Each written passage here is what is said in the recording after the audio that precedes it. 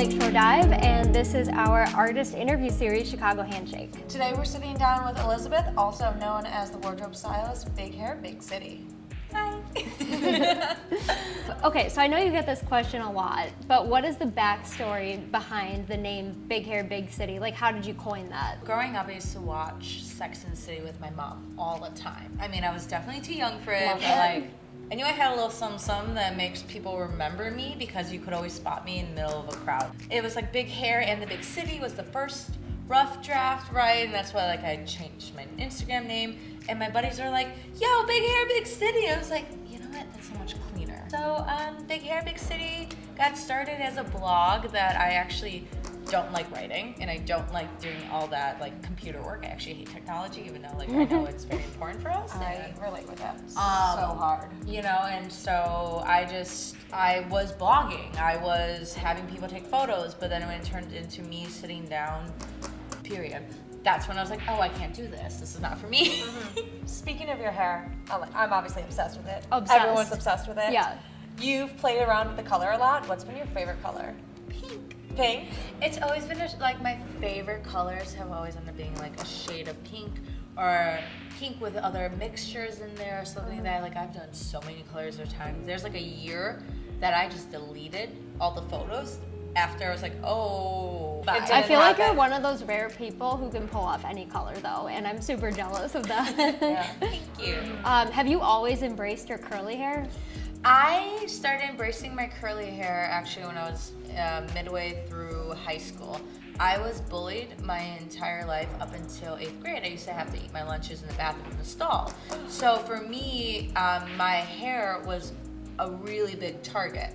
So all I wanted to do was to blend in. So I did. Honestly, it's like when I started smoking weed, I stopped caring. And then like, I just started to wear my hair more curly because I just didn't care enough to like strain it once a week and like deal with the whole everything. Yeah. Do you think when you stopped caring about like your hair, do you think that gave you more confidence?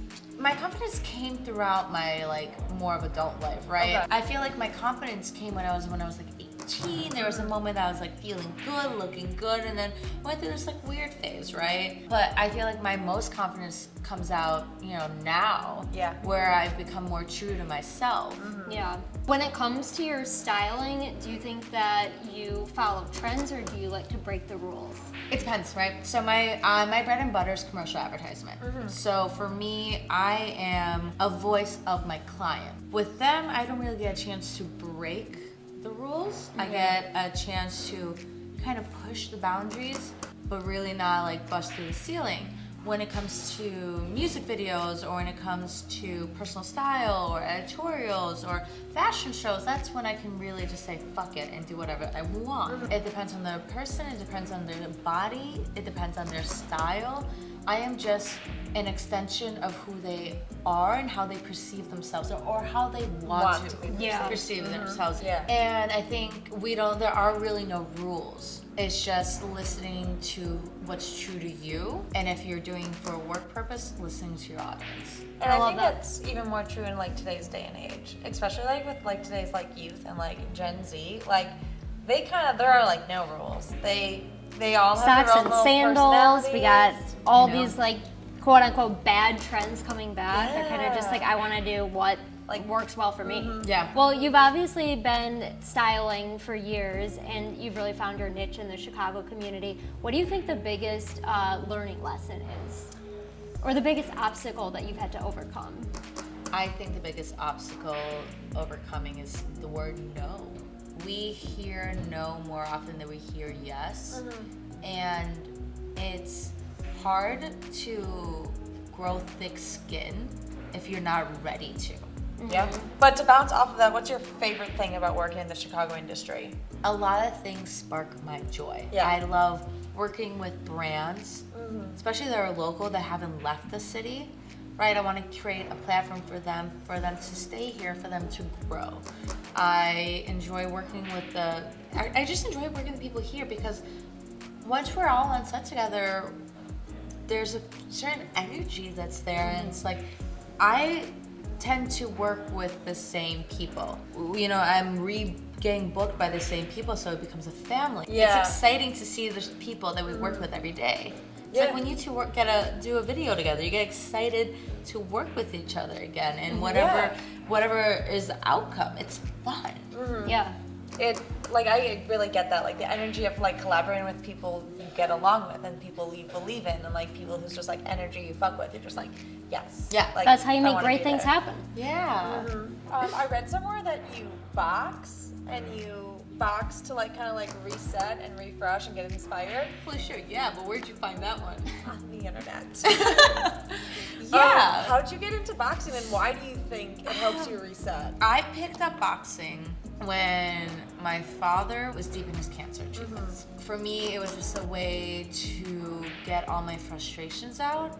It was amazing because there was a lot of emotions that I wasn't willing to deal with. So it was a coping mechanism for me. The reason why I ended up stopping is one of the times when my dad went on life support and I went in the ring. It was a couple days later when I finally like left the hospital, and I was standing there and I was like punching, and I kept on punching wrong to the point that I fucked up my pinky. So now I can't punch without like instant pain. Yeah. So I had to like drop it.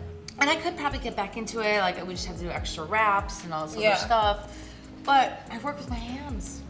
Yeah, you don't These want to babies mess make that my up. money. Well, I'm glad you found that little release for when you needed it Yeah. and when it was the most important. To remember that we're stronger than we think we are, that's the most important thing, and that's what's going to get us through everything. We're gonna play Mount Rushmore. How you play it is we'll give you a category and you name what would be in your Mount Rushmore of that category. What is your Mount Rushmore of cities? Israel, Tel Aviv. If you have never had a chance to go to Tel Aviv, that should be top on your bucket list. It's absolutely beautiful. The sea is wonderful. The food is amazing. There's so much culture and history there. The people there, there's this energy that's completely different. Paris, Hong Kong. I love LA. I really do. It's like, it's a second home to me. I love Miami. Yeah. I love Miami. I love being by the beach. All the time. Decades for fashion. Love the 70s. I love the 60s. I love the 20s. I love what's happening right now. Yeah. Yeah. Definitely. That's a fantastic group before. Yeah. You gotta always include the current one. 'Cause Always. It's changing. It's changing. Plus, like It's all fun. those styles are just coming back right now. Like there's definitely a 70s wave happening. Childhood movies. Cinderella. I like the fact that no matter how hard people kept on kicking her down, that by being her best self and her truest self, she was able to come out on top. And so it didn't really matter what anyone did to her. And it didn't change her as a person. It didn't make her dark or evil. She just stayed a true beauty, a true light in a room of darkness. Yeah. Sailor Moon, it's not a movie, but it's a But, TV show. yeah. It was literally a love of mine. One of my favorites, I think, to say that I even still can resonate with it and watch it. Also, like such a style icon. Yeah. Saved by the Bell. If we're doing TV that's a shows. good Yeah. one. I will have forever Peter Pan syndrome, right? Yes. Like That's a great one. Fashion faux pas turned trends. right after Labor Day. Head to toe brands. I love it. Like if you're gonna rock fucking Fendi, rock it all together. Like all the I was just about to logos? say All like of it. Rihanna too. Yeah, Just, like yeah, in yeah. every single logo. Just do it. Mixing metals, mixing prints, patterns, like anything that you really wouldn't think is a normal thing. Like just do it. I think it's fun. Layers. When you like throw on like a men's button down, throw on a dress over it, throw on a big baggy jacket over that with some like chains on it. You're basically describing my style without the chains. yeah, you know what I mean? You're just saying there are no fashion faux pas. No, Do not whatever you anymore. want. Do whatever you want.